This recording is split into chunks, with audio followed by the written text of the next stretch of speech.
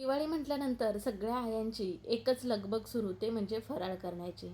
तर आज आपण त्यातलाच एक फराळ करणार आहोत, ते म्हणजे शेवचे लाडू. तर आज आपण घरीच शेव काढून त्यापासून हे शेवचे लाडू करणार आहोत. अगदी परफेक्ट मस्त असे होतात, ह्याच्यामध्ये बिघडण्यासारखं काहीच नाही. बिघडू नये म्हणून काय करावं ह्याच्यासाठी टिप्स सांगितलेले आहेत. आणि लाडू बघितलात का तुम्ही कसे झालेत? एकदम चवदार मस्त कुसकुशीत असे हे लाडू होतात. दिवाळीतील काही पदार्थांची बघा अगोदरच पूर्वतयारी करायला लागते. म्हणजे बेसनच्या लाडूला बेसन भाजून दळून आणायला लागतं, चकलीला भाजणी करायला लागते. पण हे लाडू करण्यासाठी ना कुठलीच पूर्वतयारी करायला लागत नाही. फक्त बेसन पीठ झालं की तुम्ही सहज हे अर्ध्या तासामध्ये चांगले किलोभर लाडू करू शकता. तर नमस्कार मंडळी, तुम्हा सर्वांचं आपल्या नवीन एका व्हिडिओमध्ये खूप खूप मनापासून स्वागत आहे. तर आज जे लाडू आपण अर्धा किलो प्रमाणामध्ये करणार आहेत त्याचं तुम्हाला वजनी प्रमाणसुद्धा सांगणार आहे आणि आपल्या कपाचं सुद्धा प्रमाण सांगणार आहे. तर हे लाडू तयार झाल्यानंतर 1 किलोचे इतके होतात. आता सुरुवातीला बघा इथं मी बेसन पीठ जे आहे ते मोजून घेत आहे. पण हे बेसन पीठ ना मी डाळ घेऊन जरा डाळ सुकवलेली आहे आणि मग ही डाळ दळून आणलेली आहे. शक्यतो करून शेवचे लाडू, बुंदीचे लाडू ह्याच्यासाठी ना डाळ घेऊनच दळून आणायची आहे. विकतचं जे बेसन पीठ असतं ते खूप चिकट असतं, भेसळयुक्त असतं, त्याच्यामुळे डाळ दळून आणायची. आता वजनी प्रमाण बघा 500 ग्रॅम हे पीठ आहे आणि कपाचं प्रमाण सांगायला गेलं तर 5 कप इतकं हे बेसनचं पीठ भरलेलं आहे. आता जर तुम्हाला जास्त क्वांटिटीमध्ये लाडू करायचे असतील 1 किलोचे तर तुम्हाला त्याचं सुद्धा प्रमाण मी पुढे सांगणारच आहे. आता इथं तुम्हाला बेसन पीठचं मेजर तर कळलं. आता घेतलेलं बेसन पीठ चाळून घ्यायचं आहे. कधी कधी बघा गिरणीतनं त्याच्यामध्ये कचरा आलेला असतो आणि ह्याच्यामध्ये गुठळ्या असतात, मग त्या फुटल्या जातात. त्याच्यामुळे बेसन पीठ नेहमी आपल्याला चाळूनच घ्यायचं आहे. इथं मापासाठी का नाही मी मेजर कपचा वापर केलेला आहे. त्यातला मोठा कप असतो का नाही तो घेतला. त्या मोठ्या कपासारखी तुम्ही एखादी मोठी वाटी घेतलात तरीसुद्धा चालेल. त्या वाटीनेच तुम्हाला पुढे मोजून सगळं साहित्य घ्यायचं आहे. आता इथं बघा सगळं पीठ आपलं चाळून झालेलं आहे. आता याच्यामध्ये आपल्याला पाव चमच इतकं मीठ घालायचं आहे आणि थोडं थोडं पाणी घालून पीठ मळून घ्यायचं आहे. पाणी एकदम घालायचं नाही, नाहीतर हे पीठ पातळ होतं. तर आता तुम्हाला एवढं पीठ मळण्यासाठी किती पाणी लागलं हे तर मी पुढे सांगणारच आहे. बेसन पीठ खूप चिकट असं असतं, मग हातावरतीच आपल्या पाणी घालायचं आहे आणि मग पीठ मळून घ्यायचं आहे. हातानेच बेसनचं पीठ मळायचं म्हणजे ते छान असं मळलं जातं. तुम्ही जर चमच्याने किंवा ते मिक्सीने जर फिरवायला गेलात तर पाहिजे तसं पीठ हे मळलं जात नाही.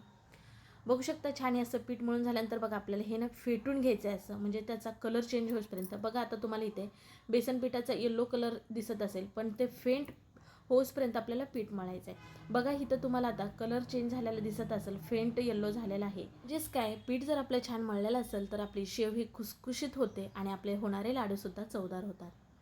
बघा एक तार अशी बनली पाहिजे. इथं मी धरते तर बघा इथं तुम्हाला व्हिडिओमध्ये दाखवते. ह्या टाईपचं आपलं पीठ मळलं गेलं पाहिजे. तर 5 कप आपलं जे बेसन पीठ होतं त्याच्यासाठी 2 कप इतकं पाणी लागलेलं आहे असं पीठ मळण्यासाठी.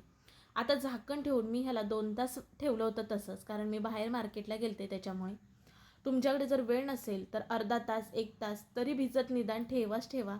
तरच आपली शेव ही छान बनली जाते, म्हणजे अशी रबरासारखी बनत नाही, मस्त खुसखुशीत बनते. त्याच्यामुळे पीठ नेहमी भिजत ठेवायचं हे कायम लक्षात घ्या.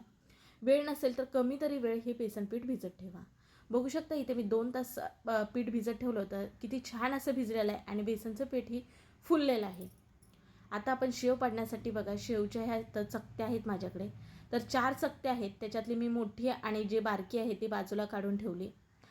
जी 3 नंबरची चकती असते ना ती घेतलेली आहे. 2 नंबरची चकती आहे ती ना खूपच बारीक शेव पडते. तर 3 नंबरची चकती टाकलेली आहे. आपण शेवचे लाडू करतो का नाही, मग त्याचं थोडंसं शेवचे लाडूसारखे वाटले पाहिजेत म्हणून शक्यतो करून शेवच्या लाडूसाठी शेव ही थोडी मोठीच पाडायची. आता चकती साच्यामध्ये घालून घेतले. साच्याला सगळीकडनं तेल लावून घेतलं म्हणजे आपलं जास्तीचं पीठ चिटकणार नाही. नंतर बघा चमचेने आपल्याला ह्या साच्यामध्ये पीठ भरायचं आहे. बेसन पीठ खूप चिकट असल्यामुळे हाताने भरायचं नाही. बघू शकता इथं चमच्याने मी कशा प्रकारे भरलं. साच्याच्या खाली आपल्याला एखादं ताट ठेवायचं आहे, म्हणजे आपलं सगळीकडे किचन किंवा जिथे आपण सोऱ्या ठेवू, हा साचा ठेवू, तिथली जागा खराब होणार नाही म्हणून आपल्याला असं ताट घ्यायचंच आहे. म्हणजे साच्याचं काम झालं की पुन्हा आपल्याला हा साचा ताटामध्येच नेऊन ठेवायचा आहे. शेव पाडण्यासाठी बघा बाजूला अगोदरच तेल गरम करायला ठेवलं होतं. तेल छान असं कडकडीत गरम झालेलं आहे. मग साच्यातनं आपल्याला शेव पाडायची आहे. तर सुरुवातीला गॅस हा फास्टच ठेवलेला आहे, नंतर आपल्याला मध्यम ठेवायचा आहे. बघा आपल्याला जास्त कडकसुद्धा काढायची नाही आणि नरमसुद्धा काढायची नाही. कडक जर शेव काढला तर लाडूला पाक खूप लागतो आणि आपले लाडू हे कठीण होतात. शेव ही नरम काढली तर लाडू हे जास्त दिवस टिकत नाही, त्याच्यावरती बुरशी येते, लगेच खराब होतात. त्याच्यामुळे शेव आपल्याला जरा चांगलीच तळून घ्यायची आहेत. तर काही जण बघा साच्यातनं जेव्हा शेव पाडतात ना लगेच तेलाच्या बाहेर काढतात, असं करायचं नाही. शेव जर चांगली तळली नाही तर आपले लाडू खुसखुशीत चवदार होणारच नाहीत. त्यामुळे आपल्याला शेव चांगली तळली पाहिजे तरच आपले लाडू हे चांगले होतील.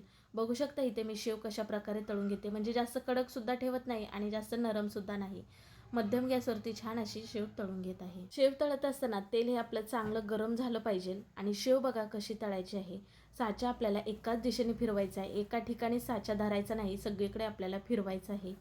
एकाच ठिकाणी जर ठेवला तर शेव तिथे जास्त पडेल आणि तिथे चांगली अशी शेव तळली जात नाही, कच्ची राहते, मग लाडू आपले खराब होण्याचे चान्सेस असतात. त्यामुळे शेव आपल्याला पातळसर पाडून छान सगळीकडं तळून घ्यायची आहे. आता इथं अशा प्रकारे सगळी शेव तळून घेतलेली आहे. तर बघा अर्धा किलो प्रमाणामध्ये आपली इतकी शेव झालेली आहे. आता इथं मी एकटीच असल्यामुळे इथं शेव चुरायला कोणीच नाही. तुमच्या जर मदतीला कोण असेल तर त्यांना शेव चुरायला बसायचं. गरम गरम असताना शेव जर चुरलात तर शेव छान अशी बारीक होते. तर इथं तर माझ्याकडे कोणी नसल्यामुळे एकटेच जर लाडू करायचे असेल तर कसे करायचे बघा. सगळी शेव पहिल्यांदा पाडून घ्यायची आणि मग हाताने होते तेवढी चुरून घ्यायची. तर बघू शकता तुम्हाला आता इथे कळतच असेल शेव किती छान अशी तळलेली आहे. शेव गरम गरम असतानाच आपण जर चुरायला घेतली ना तर ती लगेच आपली चुरली जाते. तर इथं बघा हाताने जेवढी होते तेवढी मी इथं चुरून घेतलेलीच आहे. पण शेव ही आपली जरा खूपच मोठी झालेली आहे. मग लाडूला छान अशी बाइंडिंग येत नाही. त्याच्यामुळे आपल्याला काय करायचं आहे माहिती आहे का, थोडंसं मिक्सरच्या भांड्यामध्ये घालून ना जराच आपल्याला अर्धा सेकंद इतकंच मिक्सरचं भांडं फिरवायचं आहे आणि शेव मिक्सरला लावून घ्यायचे आहे. बघू शकता इथे ह्याच्यापेक्षा आपल्याला बारीक करायचं नाही, कारण आपण शेवचे लाडू करत आहोत तर थोडीशी तरी आपल्याला शेव दिसलीच पाहिजे. खूप बारीक पीठसर असं आपल्याला करायचं नाही. तर बघू शकता अशा पद्धतीने आता जी बाकीची शेव आहे का नाही ती सुद्धा मिक्सरला घालून घेत आहे. तुम्हाला मिक्सरला लावायची गरजसुद्धा पडत नाही. जर तुमच्याकडे मदतीला कोणी असेल तेव्हा गरम गरमच त्यांना शेव चुरायला द्यायची. छान बारीकसर अशी शेव चुरली जाते. आता इथं बघा सगळी शेव मी मिक्सरला लावून घेतली, पण बघू शकता अशी मोठी मोठीच ठेवलेली आहे, बारीकसर अशी केलेली नाही. आता इथं आपली शेव तरी पाडून झाली, चुरूनसुद्धा झाली. आता लाडू करण्यासाठी हवा आपल्याला पाक. तर पाकासाठी साखर किती घ्यायचं ते सुद्धा तुम्हाला वजनी प्रमाण सांगत आहे.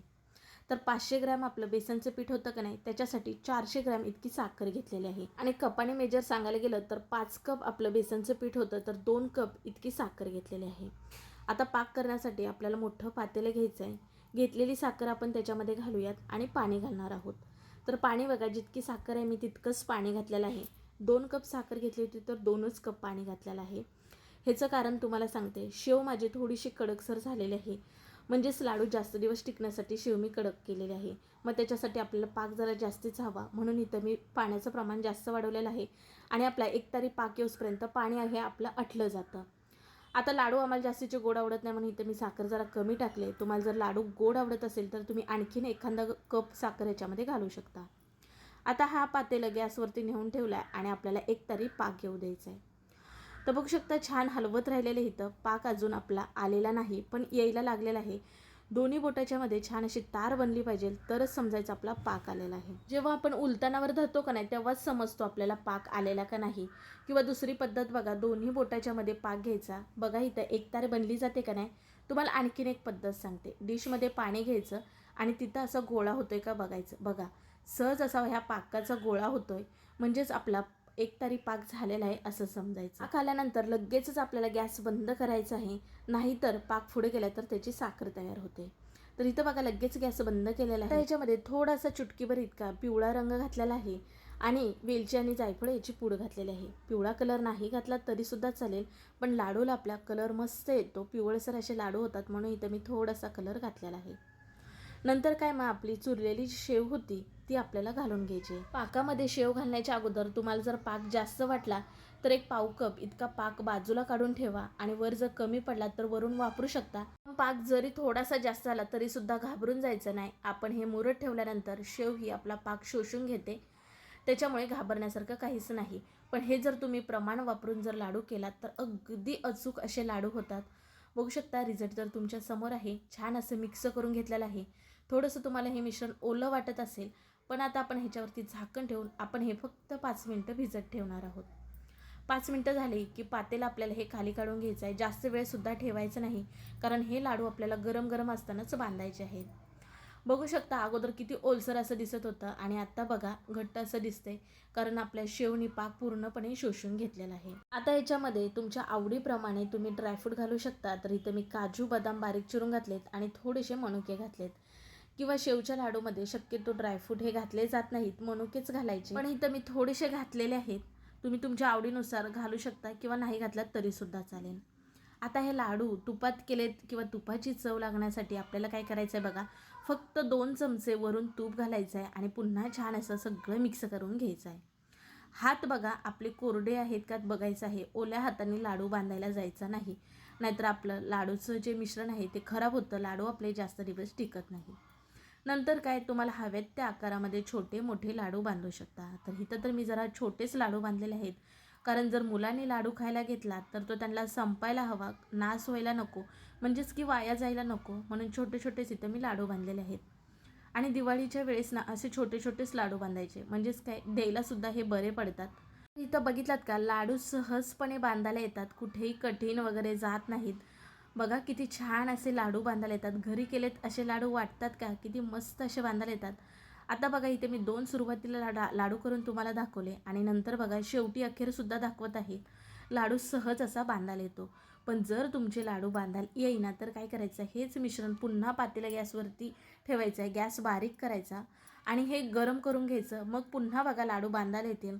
किंवा तरीसुद्धा लाडू बांधायला येईना तर पाणी गरम करायचं आहे आणि साधारण एक 2 ते 3 चमचे इतकं पाणी ह्याच्यामध्ये घालायचं आहे आणि मिक्स करून पुन्हा लाडू बांधू शकता. पण ते लाडू जास्त दिवस टिकत नाहीत, पण जर येईना म्हणून मी ही टिप्स सांगितलेली आहे.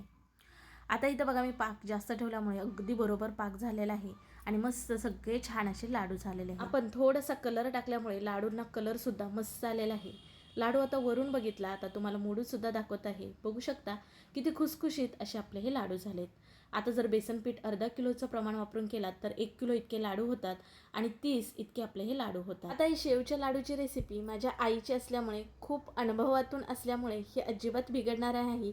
या दिवाळीला तुम्हीसुद्धा हे शेवचे लाडू करून बघा आणि मग मला कमेंट करून सांगा तुमचे लाडू कसे झालेत.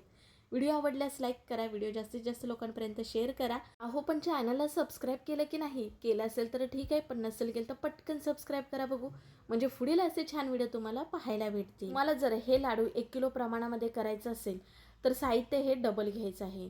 हे लाडू बिघडण्यासारखं काहीच नाही, त्याच्यामुळे तुम्ही नक्की करू शकता. ही शेवची लाडू रेसिपी कशी वाटली कमेंट करून सांगायला विसरू नका. चला पुन्हा भेटू नवीन रेसिपीमध्ये, तोपर्यंत बाय.